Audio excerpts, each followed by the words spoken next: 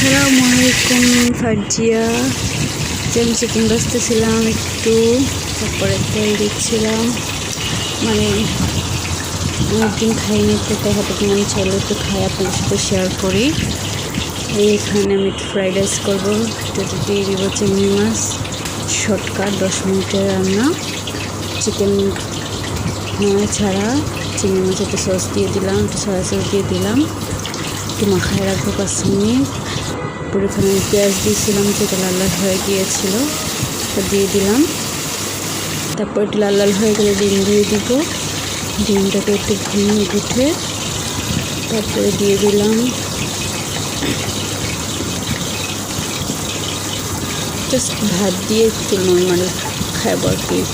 French fry ভাত হয়ে যাবে, ফ্রাইড রাইস হয়ে যাবে। এই যে এখানে চিকেন হয়ে গেছে, আমার ফ্রেঞ্চ ফ্রাই হয়ে গেছে। যে এখানে আমার রাইসও হয়ে গিয়েছে, ফ্রাইড রাইস। দিয়ে দিব সস, টমেটো সস দিয়ে দেবো, একটু সয়া সস, নাড়ে সয়া সস দিয়ে দিয়েছিলাম আগে, বাট নেড়ে ছুঁড়ে করে দিয়ে দিব।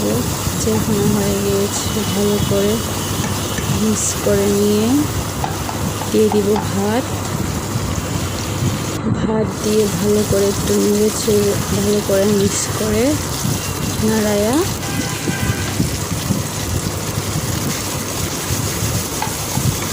ভালো করে নাড়ায় নেব অনেকক্ষণ। ফ্রিজে ছিল তো রাতের ভাতটা, একটু খেতে মন ছিল ফ্রাইড রাইস, তাই বৃদ্ধি করে দেখতে পারেন, অনেক টেস্টি। যা হয়ে গেছে আমার ফ্রাইড রাইস, এবার আমি নিয়ে নিব বাটিতে। এই যে হয়ে গিয়েছে আমার চিংড়ি মাছের ফ্রাইড রাইস, খাইতে কিন্তু অসাধারণ। আপনারা একটু টেস্টি করতে পারেন। মরিচ দিয়ে নিব, দেখছেন তো মরিচ দিয়ে আমি একটু কমবে মরিচ দিয়েছিলাম আচার, সেই টেস্ট হয়েছে খেতে। ধন্যবাদ।